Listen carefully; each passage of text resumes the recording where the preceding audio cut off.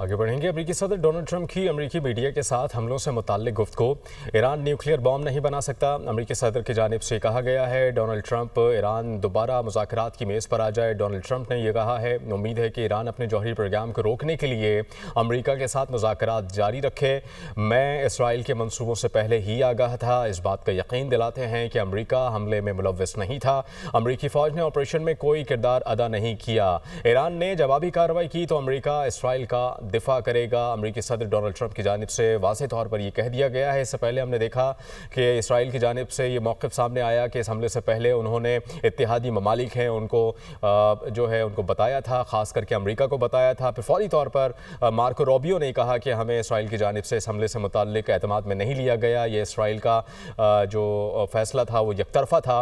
और अभी ये अमेरिकी सदर डोनाल्ड ट्रंप की जानिब से ये कहा गया कि ईरान को जौहरी हथियार हासिल करने से रोकना अमेरिका की बुनियादी तरजीह है। इलाक़ाई कशीदगी में अमेरिका इसराइल के साथ खड़ा है। ईरान को जौहरी ताकत बनने से रोकना ज़रूरी है। ख़त्ते में मौजूद अमेरिकी अफ़वाज ईरानी हमलों के जवाब के लिए तैयार हैं। डोनाल्ड ट्रंप की जानिब से ये वाज़ेह तौर पर कह दिया गया है। अमेरिकी सदर डोनाल्ड ट्रंप जो कि मशरिक़ वस्ता में अमन के दाई बने हुए थे, मशरिक़ वस्ता का उन्होंने दौरा भी किया था।